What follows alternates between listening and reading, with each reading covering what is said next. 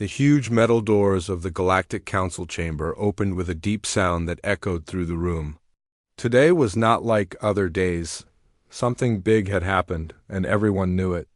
The air felt heavy with worry and fear. 12 different alien species sat in their special seats around the giant round table. Each species looked very different from the others. Some had scales, some had fur, and some looked like they were made of crystal. But today, they all had the same look on their faces. They were scared. Admiral Korath walked into the center of the room. He was tall, maybe 10 feet high, and his body was like clear glass with light moving inside it. Korath was from the Zephyrian Empire, and everyone knew the Zephyrians were the strongest fighters in this part of space.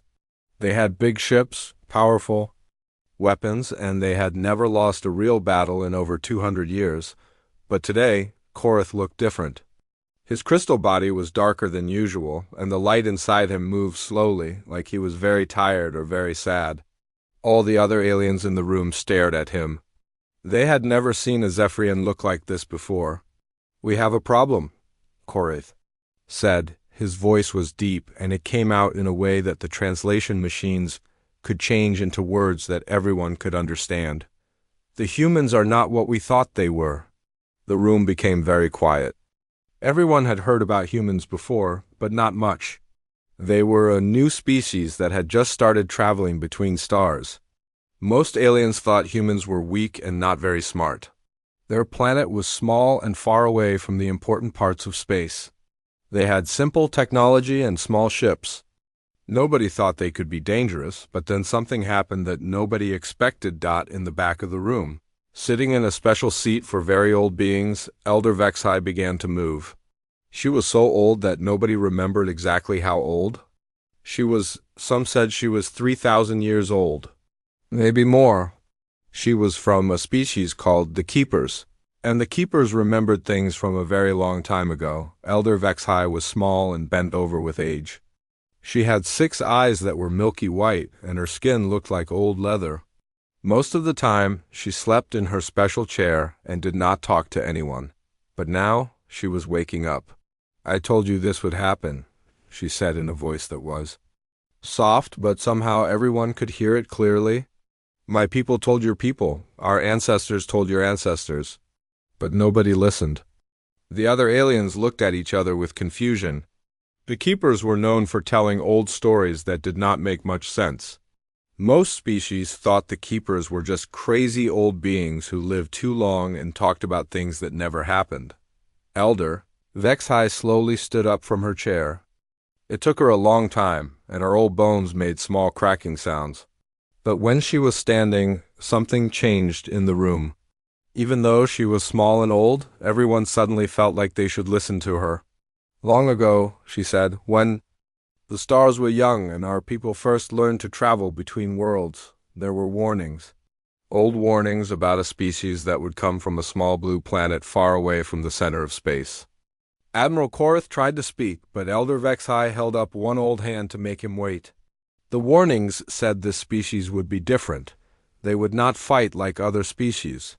They would not think like other species. They would not give up like other species. And when they were in danger, they would become something that nobody could stop. A few aliens made small laughing sounds.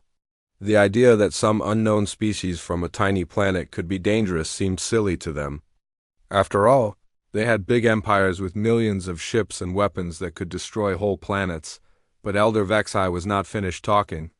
The old ones said these humans would fight not just with weapons, but with something much more dangerous. They would fight with their minds, their hearts, and their will to live. They said that when humans were cornered and had no way out, that is when they would become most dangerous. Commander Jake Morrison stood outside the big chamber, looking through a window that let him see inside. He was human, and he was here because his ship, the Unity, had just arrived to talk with the Alien Council. Jake was tall with brown hair and blue eyes. He wore the blue uniform of Earth Space Fleet. Jake could see the meeting inside, but he could not hear what they were saying. However, he could tell that something important was happening. All the aliens looked worried, and they kept looking. At the old alien who was talking 3 months ago, Jake had been at the first meeting between humans and the Zephyrian Empire. He remembered how the Zephyrians had acted like they were much better than humans. They talked about humans like they were children who did not understand how the galaxy worked. The Zephyrians had wanted humans to become part of their empire and do what they were told. When humans said no, the Zephyrians got angry. They said they would use their big ships and powerful weapons to make humans do what they wanted, but something went wrong with their plan. Very wrong. Back inside the chamber, Admiral Korath was finally allowed to speak. His crystal body was getting darker, and everyone could see that he was embarrassed and angry at the same time. "We sent our best battle fleet to show the humans our power," he said. 12 of our biggest warships, 40 smaller ships. Enough weapons to destroy their entire colony. We thought it would be easy. He stopped talking for a moment, and his body became even darker. We were wrong, very wrong. The room became so quiet that everyone could hear the small sounds the machines made to keep the air fresh. The humans did something we have never seen before. They turned everything into a weapon. Their mining machines became missile launchers. Their cargo ships became bombs. Their farmers became soldiers. Their children helped make plans to fight us. Admiral Korath's voice became quieter, but everyone could still hear him clearly. We lost 6 big ships and 23 smaller ships. We lost them to beings who were supposed to be weak and stupid. We lost them to a colony that was not even a real military base. Elder Vexhai nodded her old head slowly. "The warnings were clear," she said. "Humans do not fight to win. They fight to survive." And there is a very big difference between those two things. The aliens in the room were starting to understand that something had changed in their galaxy. For hundreds of years, they had known who was strong and who was weak. They had known who would win in a fight and who would lose. They had known how wars worked and how they ended, but now there were humans. And humans did not follow the rules that everyone else followed. Commander. Jake Morrison watched through the window as all the alien leaders talked to each other in excited voices. He could not hear their words, but he could see their fear. These were beings who controlled whole star systems, who had conquered dozens of other species, who had the biggest and most powerful weapons in the galaxy. And they were scared of humans. Jake smiled a small smile. Maybe Elder Vexhai was right. Maybe the old warnings had been true all along. Maybe humans really were different from every other species in the galaxy, and maybe that difference was about to change everything. 3 months before the big meeting at the Galactic Council, something important happened in empty space between the stars. Captain Lisa Hayes was flying her ship, the Pathfinder, toward a meeting point that both humans and aliens had agreed on. This was going to be the first time humans and Zephyrians talked to each other face to face. Lisa was nervous but excited. She had brown hair tied back in a neat way and wore the clean blue uniform of Earth's Space Exploration Service. She had been chosen for this job because she was good at talking to people and staying calm when things got difficult. But talking to aliens was something nobody had ever done before. Her ship was not very big compared to alien ships, but it was the best humans had built. It had been traveling for 2 weeks to reach this meeting place. The whole time Lisa kept thinking about what she would say and what the aliens might be like. Lieutenant Ben Cooper sat next to her on the bridge of the ship. Ben was a military man, not a diplomat. He had black hair and serious green eyes that missed nothing. While Lisa was thinking about how to make friends with the aliens, Ben was thinking about how to keep everyone safe if the aliens turned out to be dangerous. "Captain," Ben said quietly, "remember what we talked about? While you are being friendly and polite, I will be watching and learning everything I can about them." Lisa nodded. They had practiced this many times. She would do the talking and Ben would do the watching. If these aliens ever became enemies, Ben's job was to learn their weaknesses. When the Pathfinder arrived at the meeting point, Lisa gasped. The alien ship was huge. It was at least 10 times bigger than her ship, and it was covered with weapons that looked like they could destroy a whole city. The ship was dark gray and had sharp edges that made it look mean and dangerous. "Well," Lisa said, trying to sound brave, "I guess we know they like big ships." Ben was already studying the alien ship through his instruments. He was taking pictures and measuring everything he could see. "Captain, look at those weapon placements. They are all pointed outward. These aliens think about fighting enemies that come from far away. I do not see many weapons that could fight small, fast ships that get close." Lisa thought this was interesting, but she did not have time to think about it more.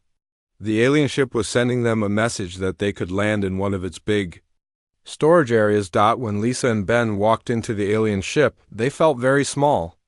Everything was built for beings much bigger than humans.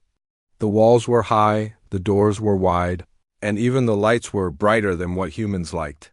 Captain Ziegler was waiting for them. He was the Zephyrian who would speak for his people. Like all Zephyrians, he looked like he was made of crystal, but his crystal was dark blue and had sharp edges. He was very tall, maybe 12 feet high, and when he moved, his crystal body made small ringing sounds. "Welcome, small beings," Ziegler said. His voice was translated by machines so Lisa and Ben could understand him. But even through the translation, they could hear that he thought he was much better than they were. "Thank you for meeting with us," Lisa said politely.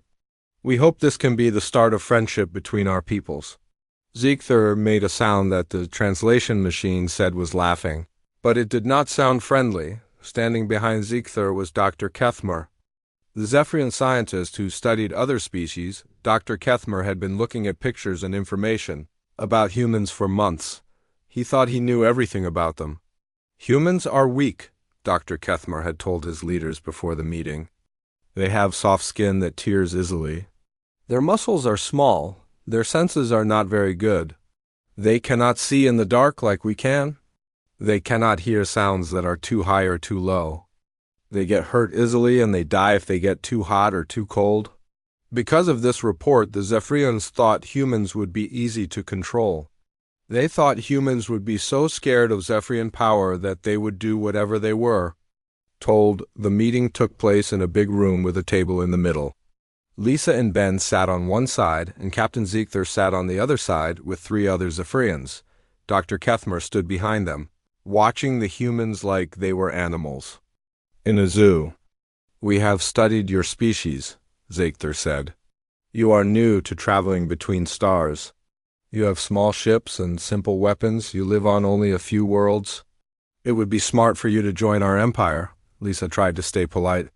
"We appreciate your offer, but humans prefer to make their own choices about how to live." This made Ziegler angry. His crystal body started to glow brighter. "You do not understand," he said. "This is not a request. All species in this part of space belong to our empire. You will give us tribute. You will follow our laws. You will do what we tell you to do." Ben watched all of this without saying much. But he was learning a lot. He saw that the Zephyrians liked to talk about how strong they were. He saw that they got angry when someone did not immediately do what they wanted. He saw that they thought in simple ways about fighting. To them, the biggest and strongest always won, but Ben had learned something else too. While the Zephyrians were talking about how powerful they were also talking about their military plans. They talked about which ships they would send and where they would attack. They did not think humans were smart enough to understand what they were saying. They were wrong. During a break in the meeting, Ben whispered to Lisa, "They are going to attack our colonies if we say no." "But Captain, they fight like they are still living 1,000 years ago. Big ships, big weapons, straight-ahead attacks. They have never fought anyone who thinks differently." Lisa nodded, but she had to keep trying to make peace. "Perhaps we can find a way to work together that helps both our peoples," she said when the meeting started again. Ziegler's crystal body became even brighter. "There is only one way. You submit to us or we make you submit." Dr. Kethmer stepped forward. "Humans are not built for war," he said. "Your bodies are weak, your minds think slowly. Your technology is hundreds of years behind ours. Fighting us would be like insects fighting giants." Ben had heard enough. He stood up slowly and looked directly at Dr. Kethmer. "Doctor," Ben said calmly, "you have studied our bodies, but have you studied our history?" Dr. Kethmer made a dismissive sound. What could primitive history teach us? Ben smiled, but it was not a friendly smile. It could teach you that humans have been fighting wars on our home planet for thousands of years. We have fought in deserts and jungles and frozen wastelands. We have fought with sticks and stones and nuclear weapons. We have fought each other. And we have fought nature itself. He paused and looked around the room at all the Zephyrians.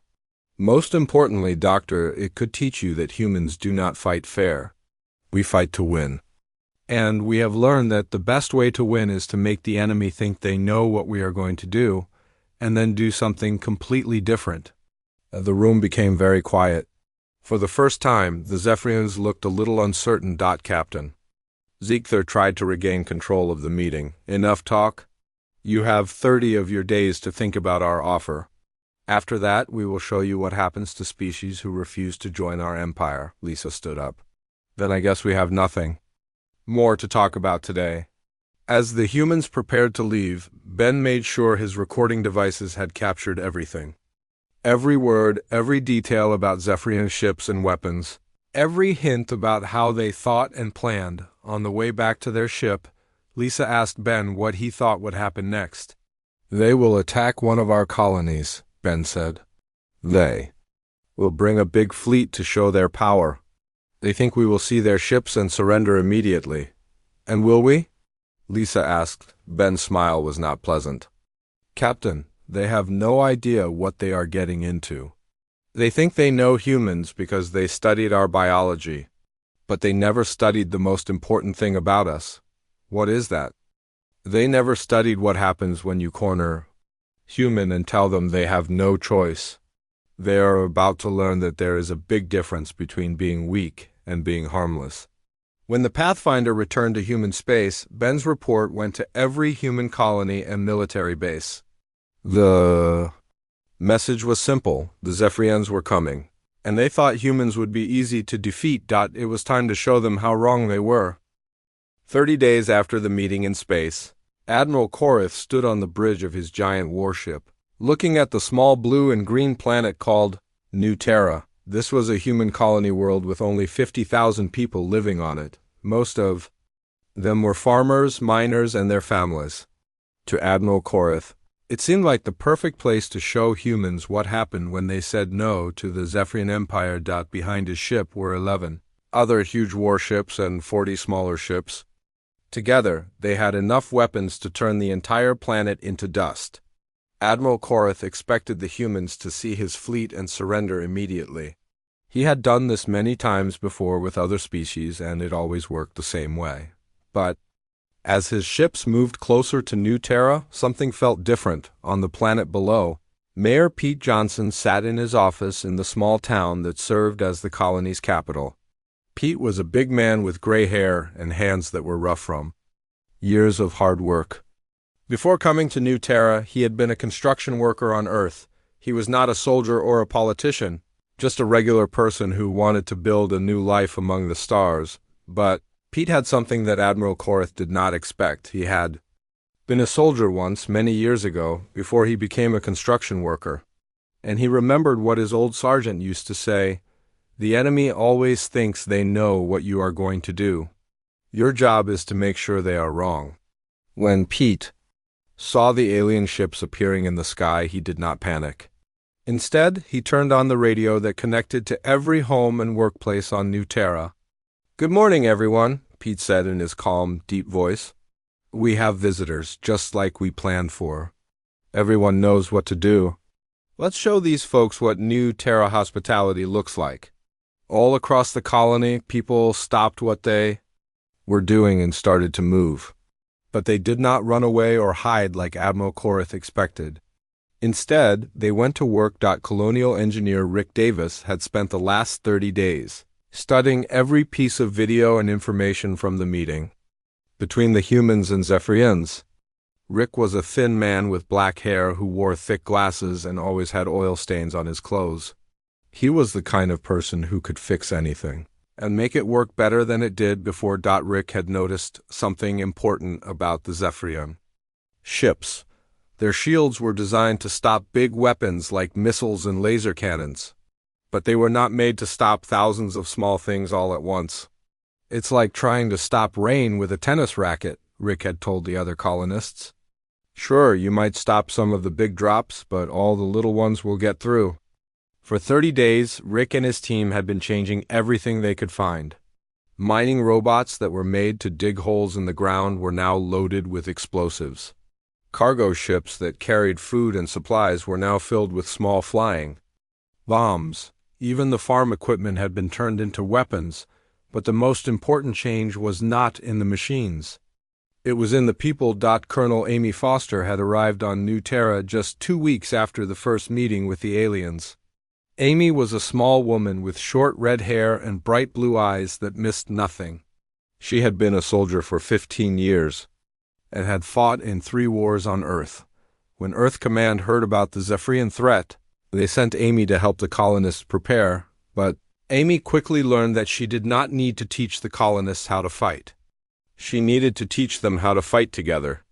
Every person on this planet is now a soldier, Amy had told them during their first meeting. The farmers, the miners, the teachers, the children old enough to help, we are not going to fight like a regular army with ranks and orders. We are going to fight like a family protecting their home.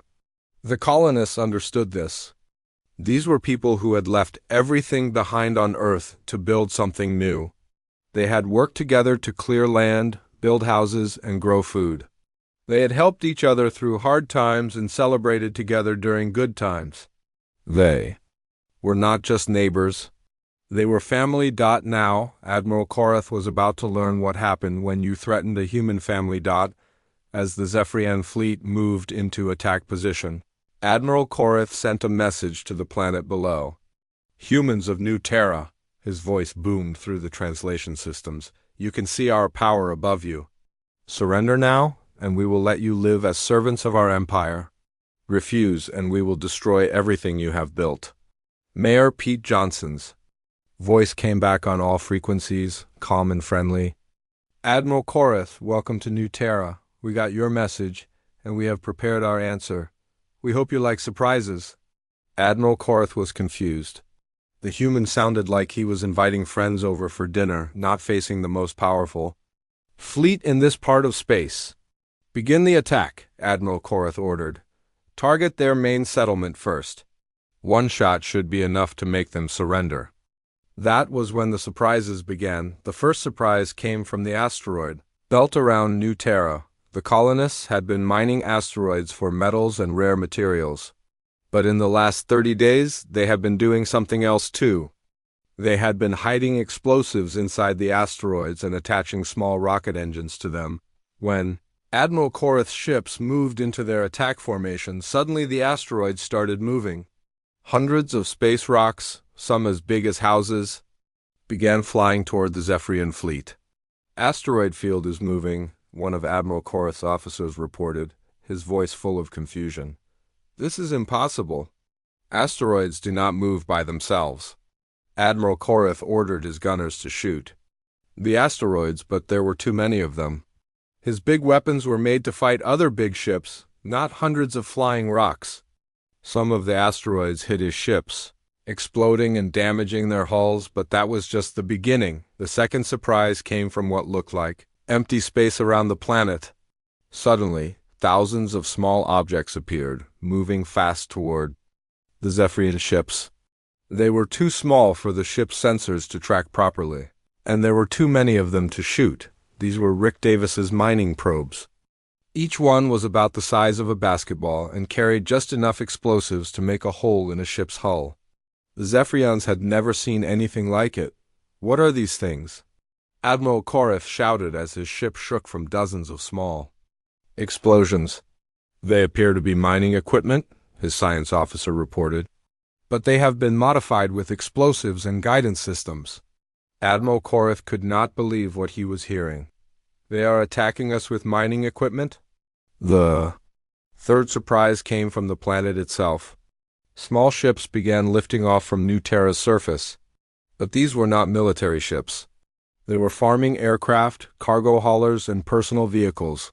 All of them had been modified with weapons and were being flown by colonists who had learned to fly just for this battle. Farmer Dan Miller was flying his crop-dusting aircraft toward the nearest Zephyrian ship.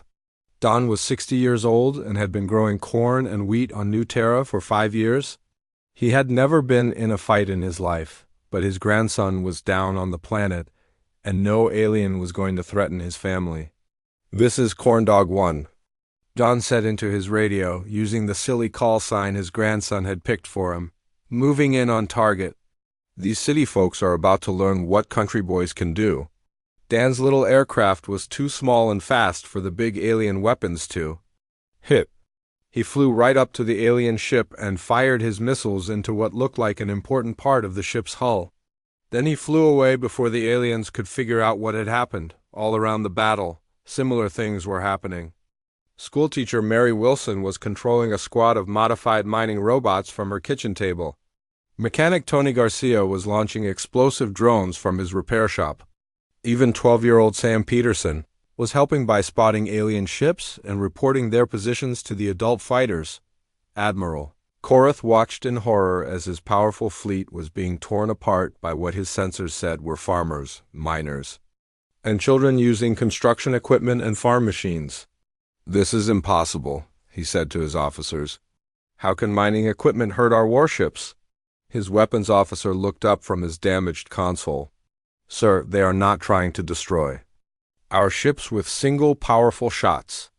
They are hitting us with thousands of small attacks. Our shields cannot stop them all." "Then adjust the shields," Admiral Korath ordered. "Sir, we cannot. Our shields were designed to fight other military fleets, not swarms of tiny attackers. It would be like trying to keep out mosquitoes with a wall built to stop tanks." As Admiral Korath watched, another of his ships was destroyed by what looked like a cloud of angry metal insects. He had lost 6 of his biggest ships and over 20 smaller ones. His fleet was in chaos, and the humans were still coming. For the first time in his military career, Admiral Korath gave an order he had never given before. "All ships, retreat. Get us out of here." As the Zephyrian fleet limped away from New Terra, Mayor Pete Johnson's voice followed them on the radio. "Come back anytime, Admiral. We will be ready for you." Admiral Korath did not answer. He was too busy trying to understand how the most powerful fleet in Zephyrian history had been defeated. By farmers with mining equipment? News of what happened at New Terra spread across the galaxy faster than anyone expected. In space stations, alien worlds, and trading posts everywhere, beings who had never heard of humans before were suddenly talking about nothing else. The impossible had happened.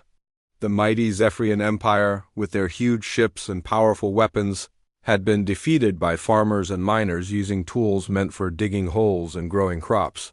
On the busy trading world of Nexus Prime, alien merchants gathered in bars and meeting places to share stories and rumors. Some of the stories were true, and some were made bigger each time they were told. But all of them had the same message. Humans were not what anyone had thought they were. Carl Peterson was loading cargo from the human freighter Enterprise when he noticed how different the aliens were acting.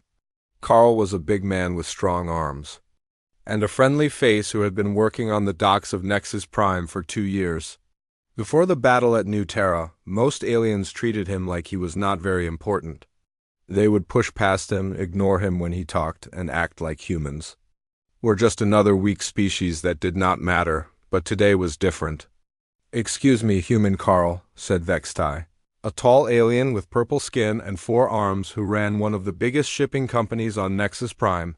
Before, Vextai had never even said hello to Carl. Now he was being very polite. "Yes, sir?" Carl said, surprised that Vextai was talking to him. "I have been thinking," Vextai said, looking nervous. "Perhaps my company and your human shipping companies could work together. Share routes, protect each other's cargo ships. What do you think?" Carl almost laughed. Yesterday, Vextai had been planning to take over human shipping routes by using bigger ships and lower prices to drive human companies out of business. Now he wanted to be partners. "I will talk to my captain about it," Carl said. Captain Helen Rodriguez of the Enterprise was not surprised when Carl told her about Vextai's offer. Helen was a smart woman with dark hair and brown eyes who had been flying cargo ships for 10 years. She had seen how aliens treated humans before, and she could see how they were acting now. 3 days ago, they thought we were weak and stupid, Helen told her crew. Today, they are scared of us. They do not know what to think anymore. The fear was spreading to much bigger and more dangerous places than Nexus Prime, on the military world of Hegemony Prime. General Kethville called an emergency meeting of all his war leaders. The Hegemony of Trellick was a group of warrior species that controlled a large part of space through strength and fear. They had been watching human expansion and making plans to take over human worlds when the time was right. Now, General Kethville was not sure those plans would work. General Kethville was a huge being that looked like a cross between a lizard and a bear. He had dark green scales, long claws, and small red eyes that missed nothing. He had been a soldier for over 50 years and had conquered more worlds than he could count. But as he watched the recordings from New Terra, he felt something he had not felt in a very long time. He felt confused. "Look at this," General Kethville told his officers, playing a video of the battle. "The humans have no central command that we can see. No standard military formation, no proper chain of command. But somehow they all knew exactly what to do and when to do it." One of his officers, Colonel Kreshtar, leaned forward to get a better look at the screen. "General, it is like they were reading each other's minds. Every human seemed to know what every other human was thinking." "That is impossible," said another officer. "No species can do that." But General Kethville was not so sure. He had fought many different species over the years, and he had learned to recognize patterns in how they fought. Every species had rules they followed, ways they organized themselves, and predictable responses to different situations. Humans seemed to have no patterns at all. "Watch this part," General Kethville said, pointing to a section of video where a group of human children were helping coordinate attacks using toy radios and computer games. "In every other species we have fought, the young stay safe while the adults fight. But these human children are part of the battle. And look here," Colonel Kreshtar added, pointing to another part of the video. "This old female is controlling military robots while she cooks food for other fighters. She is fighting a war and making dinner at the same time." General Kethville turned off the video and looked at his officers. "I have been a soldier for 50 years. I have studied warfare my entire life, but I've never seen anything like this. These humans do not fight like an army. They fight like—" He stopped talking, trying to find the right words. "Like what, General?" Colonel Kreshtar asked. "Like a single organism with millions of parts that all work together without anyone telling them what to do." Far away on the peaceful world of Earth, Admiral Chris Parker sat in his office reading reports from human colonies all over this part of space. Admiral Parker was an older man with gray hair and tired eyes who had spent his whole life preparing for the day when humans would have to fight aliens for their right to exist among the stars. He had expected that day to be much harder than it was. "Admiral," said his assistant, Lieutenant Karen Moore, "we are getting reports from our colonies and trading posts everywhere. The aliens are treating our people very differently than they did before." Admiral Parker looked up from his papers. "How differently?" "Well, sir, some are being much more friendly and respectful, but others seem to be afraid of us. And a few are acting like they think we are hiding some kind of secret weapon." Admiral Parker almost smiled. In a way, humans were hiding a secret weapon. But it was not the kind of weapon that could be built in a factory or programmed into a computer. Dr. Linda Scott knocked on Admiral Parker's door and came into the office. Dr. Scott was an expert in studying how different species think and act. She had spent months listening to alien radio messages and watching alien news broadcasts, trying to understand how the galaxy was reacting to what happened at New Terra. "Admiral," Dr. Scott said, "I think you need to hear this." She turned on a recording device that played an alien news broadcast. "This is Central Hegemony News," the alien reporter said. Military experts continued to study the recordings from the New Terra incident, trying to understand how human forces achieved victory against overwhelming odds. Some analysts believe humans may possess advanced mental abilities that allow them to coordinate without traditional communication methods. Dr. Scott turned off the recording. Admiral, they think we have some kind of psychic powers. They cannot understand how our people work together so well without a central command giving orders. Admiral Parker laughed, but it was not a happy laugh. They studied our bodies and our technology, but they never studied the most important thing about. Yes, what is that, sir? Lieutenant Moore asked. They never studied what happens when humans care about something. When we are fighting to protect our families, our homes, our way of life, we do not need someone to tell us what to do. We just do whatever needs to be done. Dr. Scott nodded. The aliens are used to fighting wars where soldiers follow orders and fight because they are told to fight. They have never seen a war where every person fights because they choose to fight. Meanwhile, in a secret meeting room on the Zephyrian homeworld, Admiral Korath sat across from his empire's highest leaders. The room was dark and everyone was talking in quiet voices. Admiral Korath's crystal body was dim with shame as he tried to explain what had happened at New Terra. They do not fight fair, Admiral Korath said for the 10th time. They do not follow any rules of warfare that we understand. They turn civilian equipment into military weapons. They used children in their battle plans. They made every person on the planet into a soldier. Supreme Commander Yethkar, the leader of all Zephyrian military forces, listened with growing anger. You are telling me that our most powerful fleet was defeated by farmers? Not just farmers, Admiral Korath said. Farmers, miners, teachers, mechanics, old people, young people. The entire planet became one giant weapon pointed at us. This is impossible. No species fights this way. Admiral Korath's body became even dimmer. Supreme Commander, I think that is exactly the problem. We have been fighting other species for so long that we forgot there might be a species that fights differently than everyone else. Supreme Commander Yethkar was quiet for a long time. Finally, he spoke. What do you recommend we do about the human problem? Admiral Korath thought carefully before answering. Sir, I recommend we do not make them angry again. At least not until we understand them better. Across the galaxy, the same conversations were happening in 100 different languages on 1,000 different worlds. Military leaders, politicians, traders, and ordinary citizens were all asking the same questions. Who were these humans? What made them so different? And most importantly, what would they do next? The old warnings that Elder Vexai had spoken about were starting to make sense to people who had laughed at them before. Maybe the ancient prophecies had been right. Maybe humans really were unlike any other species in the galaxy, and maybe that difference was about to change everything for everyone. 6 months after the battle at New Terra, the galaxy was a different place. The news of humanity's victory had traveled to every corner of civilized space, and everywhere it went, it changed how people thought about war. Peace and power, Ambassador.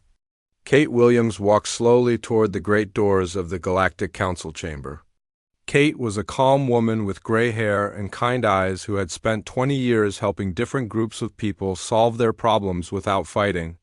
She had been chosen to speak for all humans because she was good at finding ways for everyone to win. But today felt different from any other day in her life. Today she was not just speaking for humans on Earth. She was speaking for humans on dozens of worlds, in hundreds of ships, and in thousands of places where they had made new homes among the stars. The great doors opened, and Kate walked into the huge chamber where representatives from 12 different alien species waited for her. The room was very quiet, and she could feel everyone watching her as she walked to the center. Elder Vexai sat in her special chair, and for the first time in months, her 6 old eyes were bright and alert. The ancient keeper had been proven right, and everyone knew it. The warnings she had tried to share had come true exactly as the old prophecies had said they would. Members of the Galactic Council, Kate said in a clear, strong voice, I come before you today not as a conqueror but as a neighbor. Humans did not ask to be part of your wars. We did not want to fight anyone. We came to the stars to build new homes and make new friends. She paused and looked around the room, meeting the eyes of each alien representative. But we learned that some of you thought we would be easy to control because we are different from you. You thought being different meant being weak. You were wrong. Admiral Korath, who was present to give his final report on the New Terra incident, felt his crystal body grow dim with remembered shame. In the months since his defeat, he had spent countless hours studying human history and trying to understand what had gone wrong with his attack. What he had learned surprised him. The humans, Admiral Korath had reported to his superiors just days before, have been fighting wars on their home planet for their entire history, but they do not fight wars the way we do. They fight wars the way water fights rock. Water is soft and rock is hard, but water always wins in the end because it never stops, never gives up, and always finds a way around any obstacle. Kate continued speaking to the council. We know that some of you are afraid of us now. You think we have secret weapons or special powers that make us dangerous. But the truth is much simpler than that. She walked closer to the assembled representatives. We fight differently because we think differently. When we see a problem, we do not ask, what is the normal way to solve this? We ask, what is the best way to solve this? When someone threatens our families, we do not follow a rule book. We do whatever we have to do to protect the people we love. On the other side of the galaxy, life was slowly returning to normal on New Terra, but it was a different kind of normal than before the battle. Mayor Pete Johnson stood in his office, looking out the window at the town that had become famous across the galaxy. Children played in the streets while their parents worked in shops and farms. But now, hidden in every building and scattered across every field, were the weapons and defenses that had saved them all. We proved something important, Pete said to Colonel Amy Foster, who had decided to stay on New Terra permanently. We proved that ordinary people can do extraordinary things when they have to. Amy nodded as she watched a group of children playing with toy spaceships in the park. Some of the toys looked like human ships, and some looked like alien ships. But in their game, all the ships were working together to explore new worlds and help people in trouble. Those children will grow up in a galaxy where humans are respected, Amy said. They will never have to wonder if they are strong enough or smart enough to belong among the stars. Back in the council chamber, Kate was finishing her speech. We do not want to rule anyone, she said. We do not want to conquer anyone. We just want to be left alone to live our lives and raise our families in peace. But if someone threatens that peace, they will learn what the Zephyrians learned at New Terra. She looked directly at Elder Vexhai. The elders were right to warn you. But they did not warn you because humans are your enemies. They warned you because humans are whatever we need to be. If you come to us as friends, you will find no better friends in the galaxy if you come to us as enemies. Kate did not finish the sentence, but everyone in the room understood what she meant. Elder Vexhai slowly rose from her chair. Her ancient voice carried clearly through the chamber. For 3,000 years I have waited to see if the old prophecies were true. Today I know they were. But the prophecies did not just speak of humans as warriors. They spoke of humans as teachers. The old keeper looked around the room at representatives who had spent centuries thinking they knew how the galaxy worked. These humans will teach us that there are many ways to solve problems. They will teach us that being different is not the same as being wrong. They will teach us that the strongest civilizations are not the ones with the biggest weapons, but the ones with the strongest will to survive and help others survive too. On a distant world at the edge of space, something was happening that would prove Elder Vexhai's words true, Roy. Jackson was a farmer who had come to the planet Haven Station to grow food for human colonies. Roy was a simple man who liked working with his hands and watching things grow. He had never wanted to be famous or important. He just wanted to grow good crops and live a quiet life. But when war refugees from the defeated Zephyrian Empire began arriving at Haven Station, Roy did what humans always did when they saw people in trouble. He helped. Among the refugees was a young Zephyrian named Kethton, who had deserted his military post after watching the recordings from New Terra. Kethton had seen what humans could do when they were angry, and he wanted to learn what humans were like when they were not angry. "Why do you help us?" Kethton asked Roy one day as they worked together in the fields. My people tried to conquer your people. We came to your worlds with weapons and demands. Why do you give us food and shelter? Roy stopped working and looked at the young alien. Kefton was tall and made of crystal like all Zephyrians, but his crystal was clear and bright, not dark like the warriors Roy had seen in the battle recordings. Because you are hungry, Roy said simply. When I see someone who is hungry, I do not ask what species they are or what they did in the past. I ask what they need to not be hungry anymore. Kefton was quiet for a long time thinking about this answer. On my world, he finally said, we are taught that strength comes from making others fear you. But you humans seem to think strength comes from making others trust you. Roy smiled and handed Kefton a tool for planting seeds. Maybe we are both right, Roy said. Maybe real strength comes from making people know that you will protect them if they are your friends, and stop them if they try to hurt innocent people. As the months passed, more and more aliens came to human worlds, not as conquerors or enemies, but as students and partners. They wanted to learn how humans solved problems, how they worked together, and how they turned disasters into opportunities. The galaxy was learning that the elders had been right about humans, but not in the way anyone had expected. Humans were not invincible because they could not be defeated. They were invincible because defeat only made them think harder, work together better, and find new ways to solve old problems. And perhaps most importantly, they were invincible because they never stopped believing that things could get better, that problems could be solved, and that former enemies could become friends. The warnings had been true. But like most prophecies, they had been misunderstood until it was too late to change what was going to happen. The galaxy would never be the same again. And that, as Elder Vexhai had known all along, was exactly what needed to happen.